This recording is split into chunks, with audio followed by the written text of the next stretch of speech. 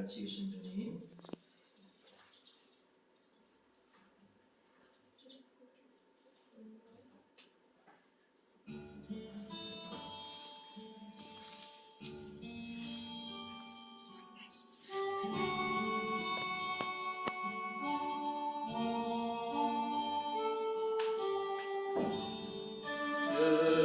지으신 주님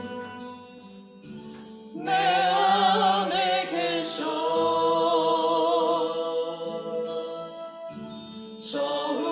처음부터 내 삶은 그의 손에 있었죠. 내 일을 아시죠. 내 모든 생각도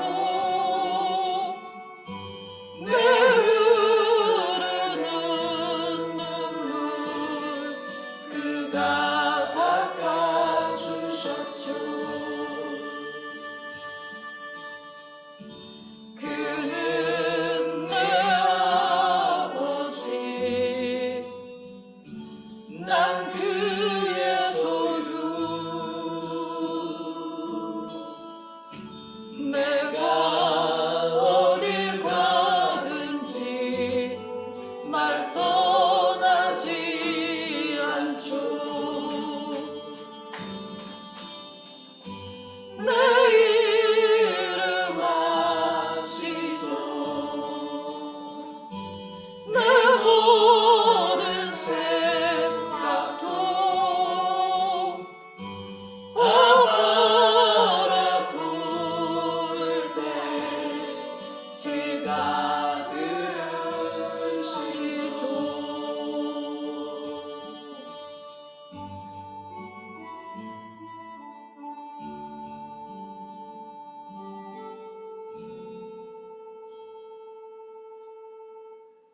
아멘. 이 시간 하늘의 은혜와 평강이 우리 성도님들에게 넘쳐나기를 축복합니다. 감리교의 창설자이자 기독교 지도자인 존 웨슬리가 어느 날 꿈을 꾸었습니다. 그는 천국문 앞에 올라가게 되었고 거기서 천사를 만나게 됩니다.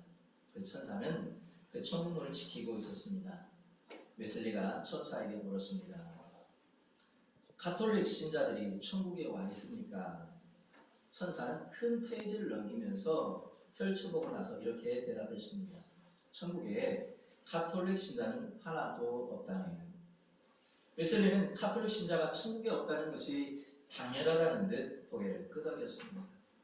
그리고 다시 물었습니다. 그러면 장로교인들은 천국에 와 있습니까? 웨슬리 질문에 천사는 또다시 책을 펼쳐보고 나서 이렇게 대답했습니다. 장로교인 역시 한 사람도 없네. 웨슬리는 천사의 대답을 듣고 크게 놀라지 않았습니다. 이 두 교파에 속한 사람이 천국에 오지 못하는 것이 당연하다고 생각했기 때문입니다. 웨슬리는 이 세상에 있는 여러 족파에 대하여 질문을 계속했습니다. 천사는 그들 족파에 속한 사람도 없다고 대답했습니다. 그러면 그렇지 감리교도에 누가 천국에 오겠어라고 생각한 웨슬리는 그러면 감리교회는 천국에 얼마나 와 있습니까라고 물었습니다. 그러나 천사는 단호한 어조로 대답했습니다. 웨슬리, 미안한 이야기이지만 감리교인 역시 천국에 한 사람도 없다니. 웨슬리는 너무나 놀라서 멍하니 그냥 서 있었습니다. 그러다가 이렇게 물었습니다. 그러면 천국에 천주교인도 없고 장로교인도 없고 침례교인도 없고 게다가 감리교인까지 없다면 도대체 누가 천국에 들어와 있다는 말입니까? 천사는 빙그레 웃으면서 이렇게 말했습니다. 천국에는 주 예수님만 사랑하는 사람이 와 있다니. 어느 교파에 속해 있느냐 하는 것은 전혀 관계가 없다니. 한번 따라해 보겠습니다. 천국에는 예수님만 사랑하는 사람만 와 있다니. 누구를 사랑하는 사람만 와 있다고요? 예수님만 사랑하는 사람만 와 있다고 하는 것입니다.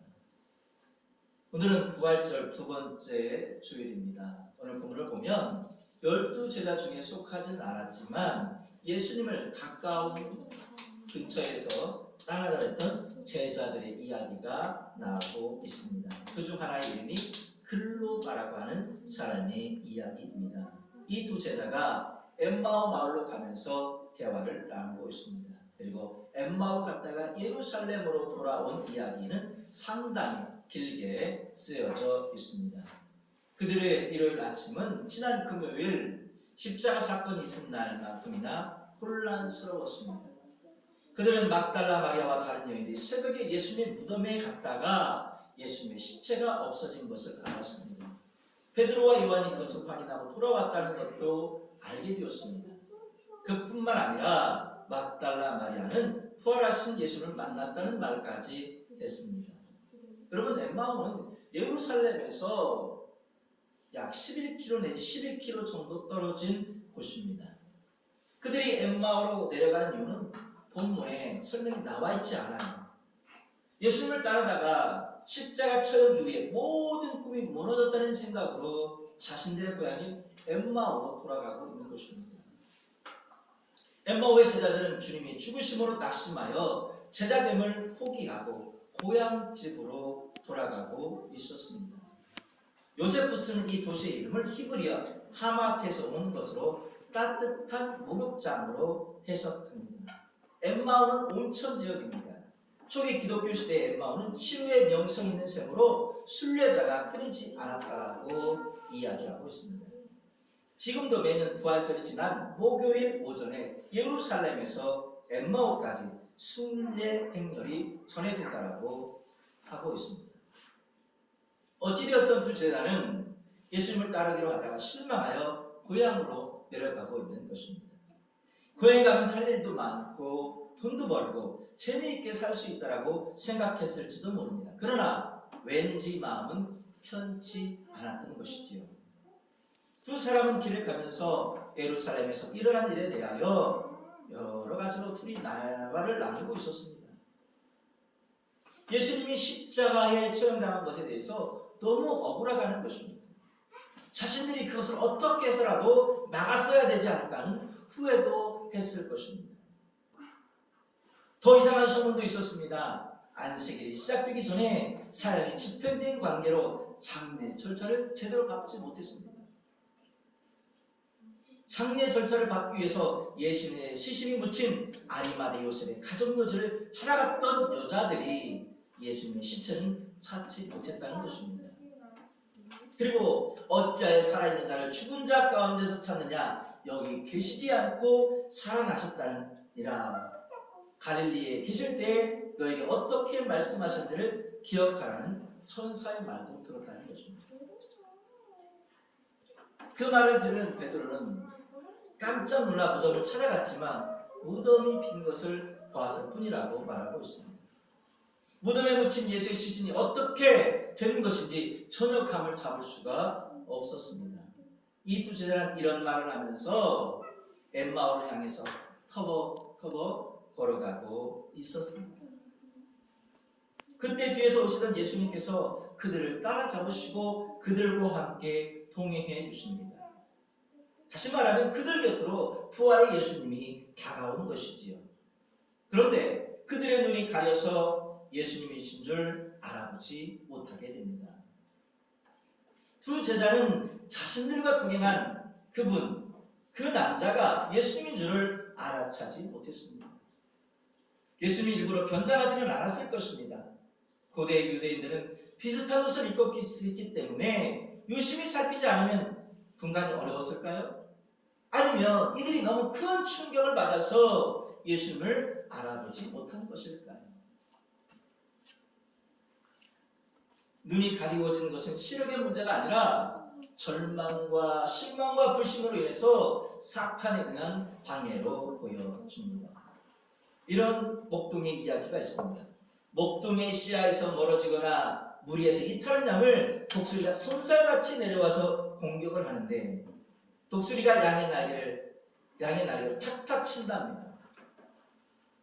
독수리가 양의 등을 날개로 탁 딱 타치는 때 양이 적을 보는 순간, 독수리를 보는 순간이죠. 독수리는 양의 눈을 탁 찍어버린 겁니다. 두 눈을 잃은 양은 분별 없이 달려가다가 바위나 나무에 부딪혀 쓰러집니다. 그때 독수리가 와서 그 양을 먹어버리고 버린답니다. 그렇습니다. 원수 마귀도 성도를 공격할 때 독수리처럼 눈을 어둡게 만들어 버립니다. 신앙의 눈이 어두워지면 영적인 분별력이 없어집니다. 방향을 잃게 됩니다. 나시린의 비밀을 토설하고 힘을 잃은 삼손을 블레셋은 손발을 자르는 것이 아니라 두 눈을 뽑아버렸습니다. 엘리 제사장도 눈이 점점 어두워갈 때 하나님을 보지 못했습니다.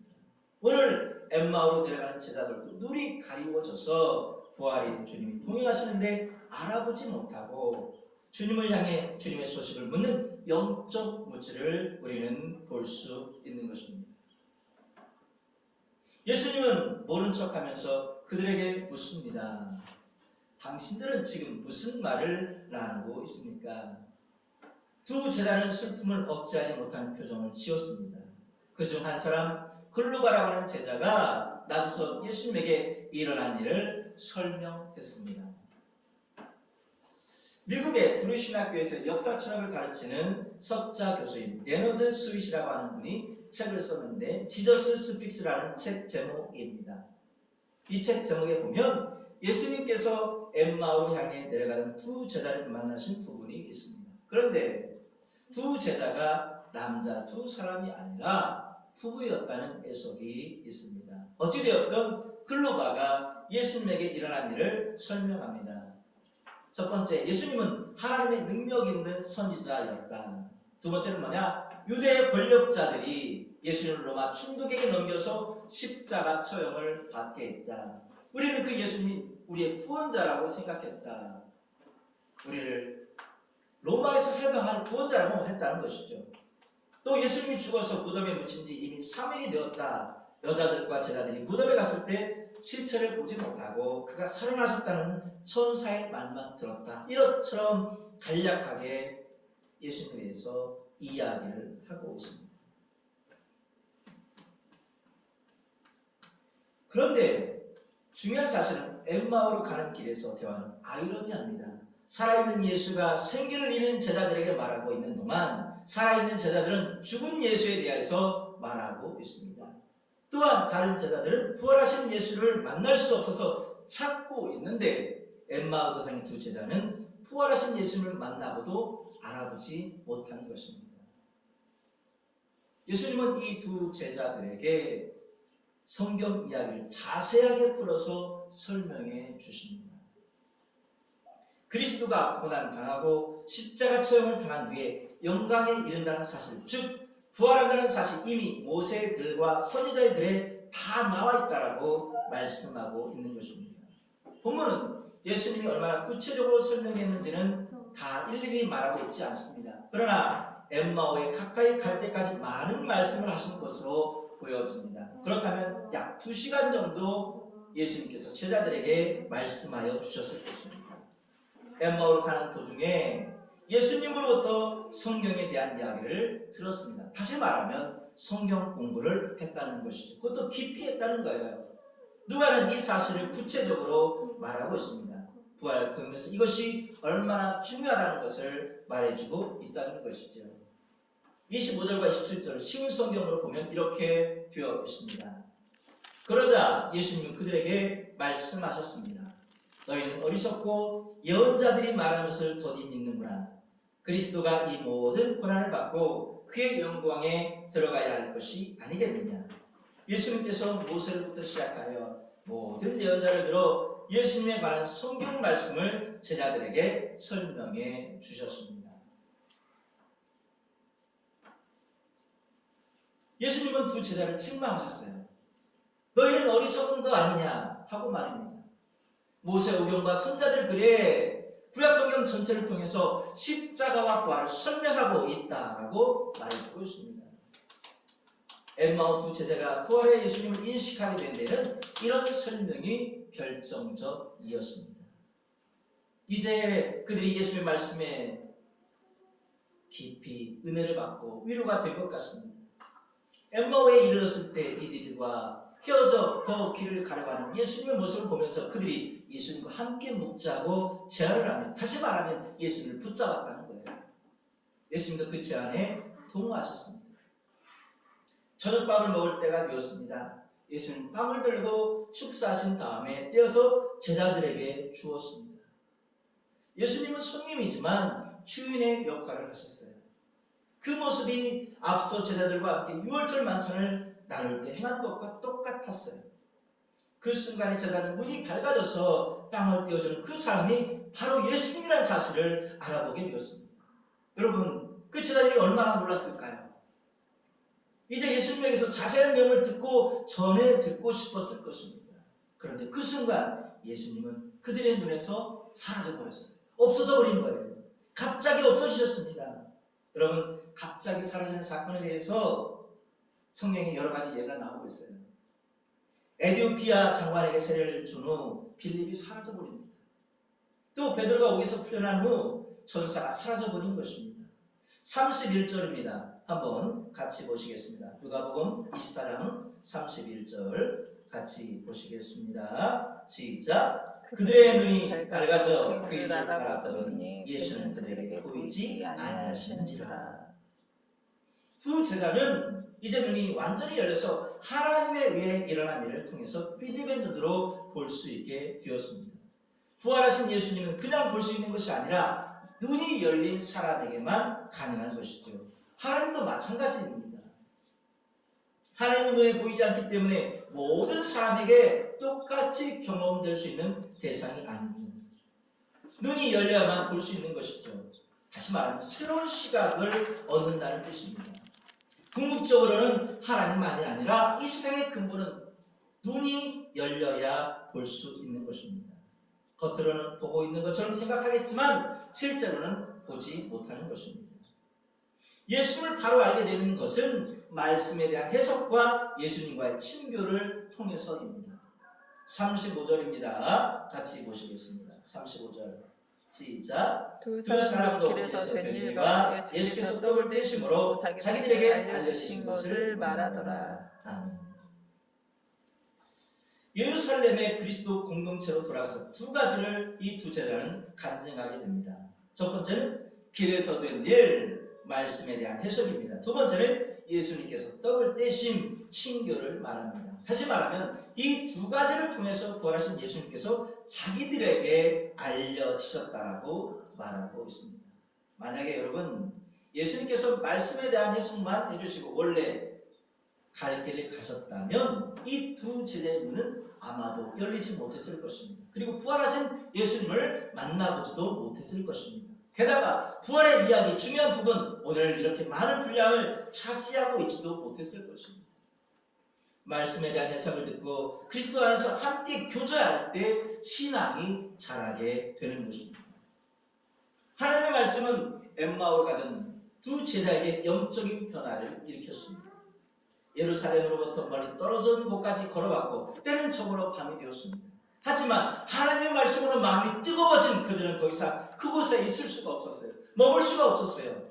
그들은 곧 그대로 일어나 예루살렘으로 돌아갔습니다. 부활하신 예수를 만난 제자들은 자신들 속에 있는 참된 생명을 나누지 않고는 견딜 수가 없었어요. 이것이 바로 영적인 생명을 가진 부활을 소유한 사람들의 거룩한 변화입니다. 32절과 33절 같이 보시겠습니다. 32절과 33절입니다. 시작. 그들이 서로 말하되 길에서 우리에게 말씀하시고 우리에게 성경을 풀어주실 때에 우리 속에서 마음이 뜨겁지 아니하느냐 하고 곧 그때로 일어나 예루살렘에 돌아오니 11제자 및 그들과 함께 한 자리에 모여 있어. 여러분 우리도 엠마오에서 예루살렘으로 돌아가는 제자가 되어야 하겠습니다. 엠마오로 가고 있는 나와 동행하시는 예수님께서 마음을 뜨겁게 하시고 가슴으로 들어오실 때 깊은 친교를 나누시기를 주님의 이름으로 부탁을 드립니다. 따스한 성령님께서 우리가 걸어가는 곳이 길이 되게 하시고 살아가는 삶이 시간이 되게 하셔서 우리로 부활의 증인으로 살기를 원하십니다.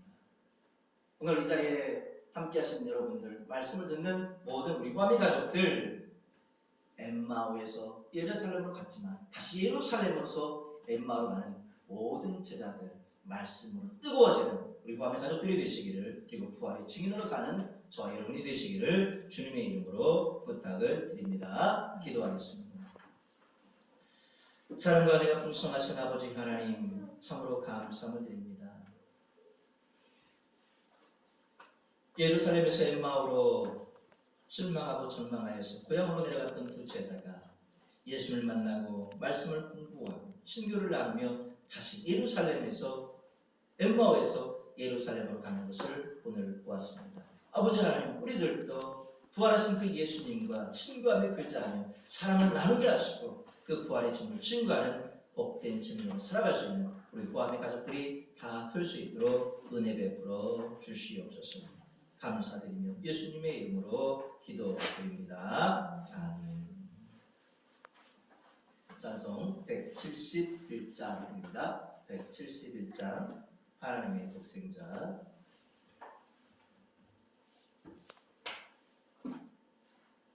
네, 171장입니다.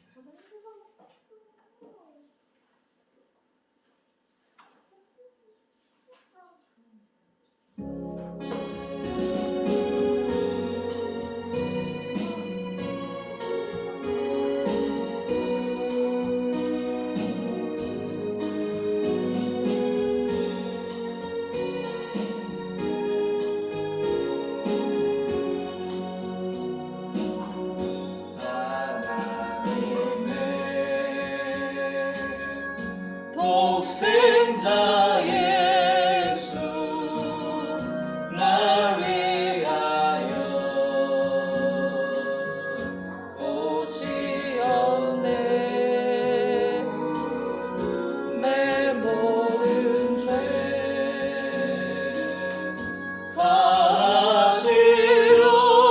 사하시려고 십자가 지셨으나 다시 사셨네.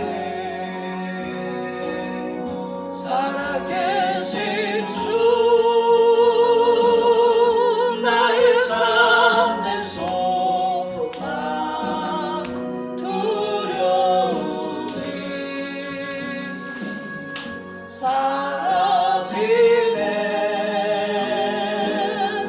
사랑의 주내 갈 길은 또 아니 내 모든 삶의 기쁨 늘 충만하네. 주 안에서 거듭난 우리 기뻐하며 찬양하리. 가슴 속에 넘치는 것이 우리의 가는 길에 소망 넘치네. 살아계신 주 나의 참된 소망 두려움이 사라지네. 사랑의 주는 갈 길은 또 아니 내 모든 삶의 기쁨 늘 충만하네. 선한 싸움 다 마친 후에 우리 주님 배우리라. 사망 권세 다 물리치고 주님이 다스리니 영광 넘치네.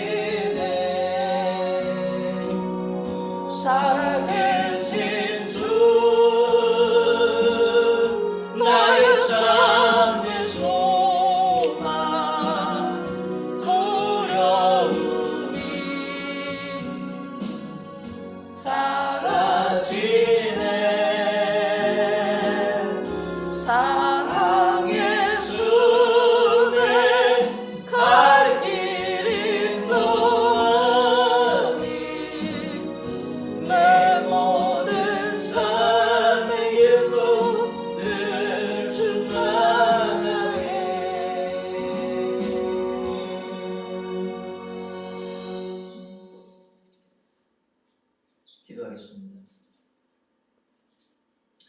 사랑과 은혜가 풍성하신 아버지 하나님, 주님의 사랑에 감사를 드립니다. 지난 일주일 동안도 주님의 날개 아래 보호하여 주시고 지켜주시고 또 2021년도를 시작한 지 엊그제 같은데 벌써 4월의 두 번째 주일입니다. 아버지 하나님, 이 시간 마음 드리며 정성 드리며 시간 드리며 우리의 꿈과 비전과 달란트와 모든 것들을 담아 예물을 드립니다. 하나님 기쁘게 받아 주시옵소서. 11조 드립니다.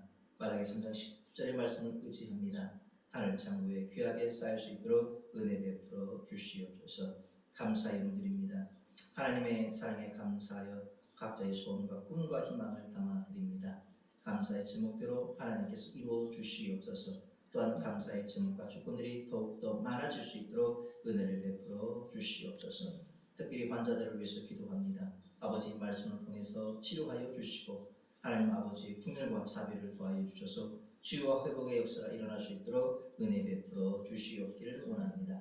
군에 있는 청년들을 사랑하여 주시고 눈동자같이 지켜주시고 보호하여 주시고 자립대같이 대할 수 있도록 은혜 베풀어 주시옵소서. 타지에 나가서 공부하는 학생들 지혜와聰明과 건강과 꿈과 비전 주셔서 하나님께 쓰임받는 위대한 인물들 될 수 있도록 은혜 베풀어 주시옵소서. 선교사님들 다른 나라에 가서 복음을 전합니다. 아버지 하나님 부족함이 없게 채워주시고 하나님의 역사와 놀라운 은혜가 있게 하여 주시며 복음의 역사와 기적이 일어날 수 있도록 은혜 베풀어 주시옵소서.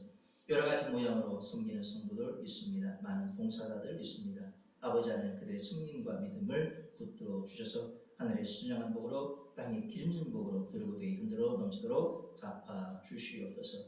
아버지 하나님 바쳐진 예물들이 하나님의 영광만 위해 쓰여지게 하여 주시고 하나님의 뜻만 나타내는 귀한 예물 될 수 있도록 은혜 베풀어 주시옵소서. 모든 것 주님께 감사드립니다. 감사드리며 예수님의 이름으로 봉헌 기도 드립니다. 아멘.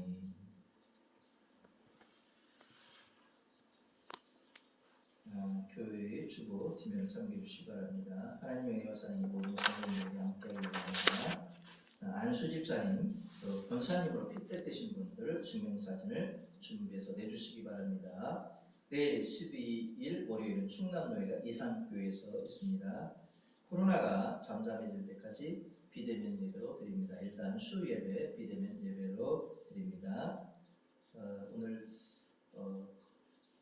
휴대폰 상태가 온라인 상태가 좋지 못한데 확인하고 다시 올리도록 하겠습니다. 우리 축복하고 축도하고 마치겠습니다.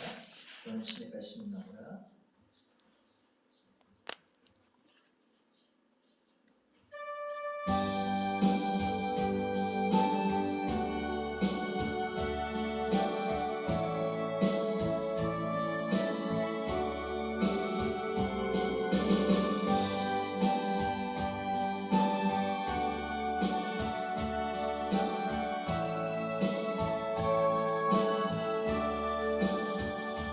너는 시냇가에 심은 나무라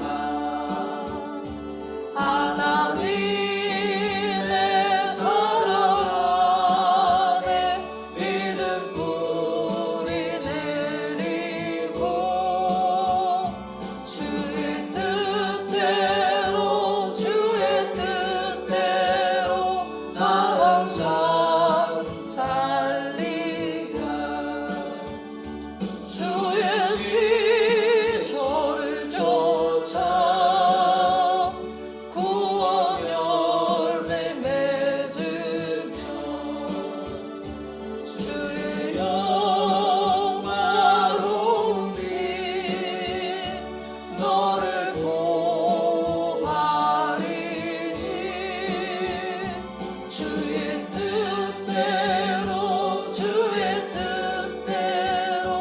항상 살리라.